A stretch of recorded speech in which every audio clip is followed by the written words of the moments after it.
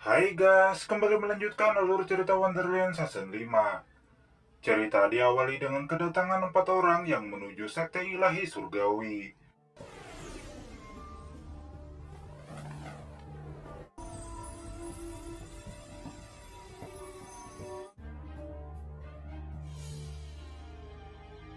Saat itu ketua sekte sangat terkejut karena 4 orang itu adalah para ketua sekte besar, tetapi secara tiba-tiba datang ke sekte ilahi surgawi mereka.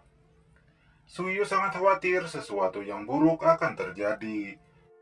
我们的神君都来了。神君级， Sementara Yanran, ia juga merasa khawatir, apalagi saat itu Senar masih belum selesai memulihkan diri. Melihat kedatangan 4 orang itu, Singyun merasa bahwa semua itu adalah takdir, sehingga mereka tidak bisa menghindarinya.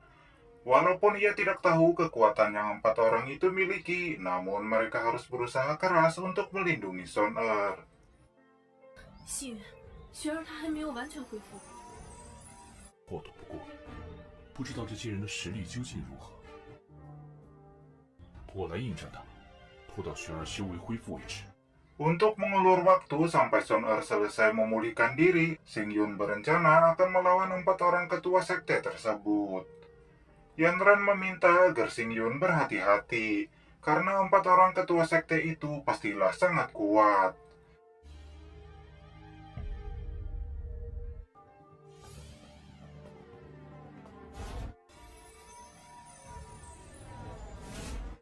Wanita tua ini langsung mengeluarkan sedikit kekuatannya, yang mana aura kekuatan itu menciptakan hembusan aura yang sangat kuat. Saat itu Pak Tua Bai menemui mereka berempat. Beliau menanyakan apa sebenarnya tujuan mereka datang ke sekte ilahi surgawinya. Wanita ini menyampaikan bahwa dia mendengar kabar dari Pak Tua Haisue bahwa di sekte ilahi surgawi terdapat beberapa orang yang datang ke alam dewa, yang mana mereka itu berencana untuk menguasai alam meteor. 我们是来请他。哼，白羽，我们听黑水。我们是来请他登临神尊。 Pak Tua Bai mengatakan agar jangan percaya dengan apa yang dikatakan oleh Pak Tua Haisue, karena semua itu adalah rencananya agar mereka semua bermusuhan. 会找你们前来，是为了让你们来对付我。他好骗人呐！为何不敢与我对峙？我天神宗所谓何事？ Wanita tua ini sangat penasaran apakah mereka memang telah dibohongi oleh Pak Tua Haisue.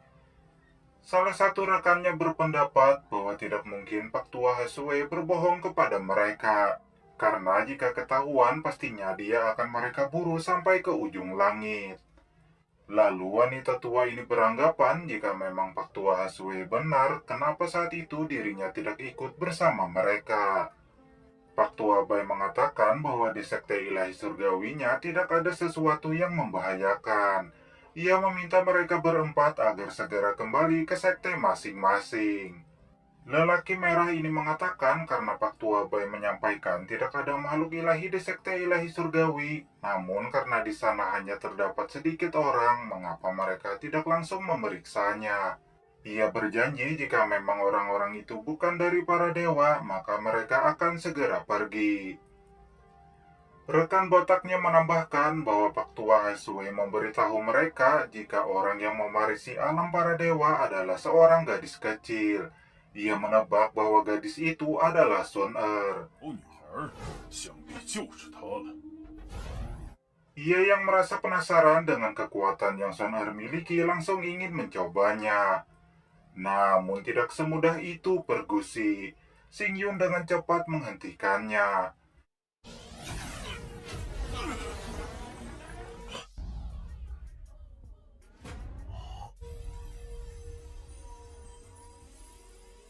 Dewa botak ini sangat penasaran karena lelaki di hadapannya itu sangat begitu kuat.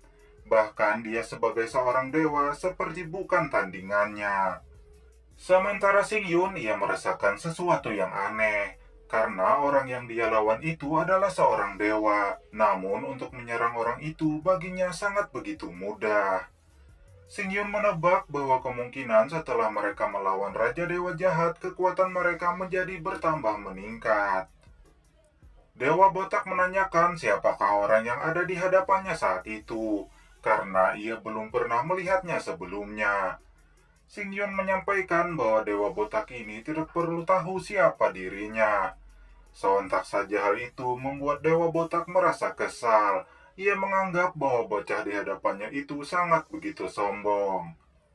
Xing Yun membalas bahwa Dewa Botaklah yang sombong karena ingin melakukan sesuatu tanpa persetujuan dari mereka.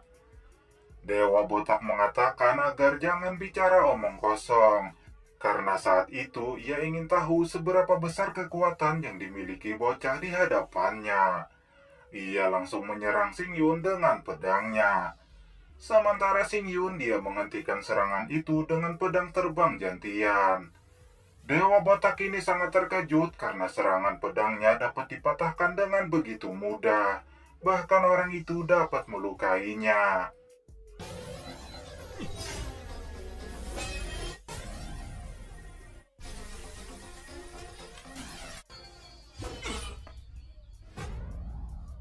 Para ketua sekte sangat terkejut ketika melihat kejadian tersebut. Bahkan Pak Tua Bai sangat penasaran dengan apa yang telah terjadi, karena Xing Yun dapat begitu mudah mengalahkan salah satu ketua sekte di alam meteor seperti dirinya. 金家输了。 Mereka bertiga tidak menyangka bahwa rekan mereka yang bernama Jin Jia dapat dikalahkan oleh seorang bocah. Wanita ini sangat penasaran dengan kekuatan yang orang itu miliki. Bahkan dapat mengalahkan master tingkat dewa hanya dengan satu serangan. Sementara Xing Yun ia bertanya-tanya apakah orang itu benar-benar master tingkat dewa, karena begitu lemah kayak player Epical Glory yang masih noob. Xing Yun sangat penasaran apakah kekuatannya sudah meningkat ke tingkat dewa. Mimin juga tidak tahu. Melihat tiga orang itu masih ngotot, Xing Yun kembali menantang mereka. Siapa lagi yang ingin menghadapinya? Anjay. 的是你，未经我们同意就要动手，还有谁？ Terlihat tiga orang ketua sekte ini sangat bingung dan tidak yakin untuk menghadapi bocah laki-laki yang ada di hadapan mereka.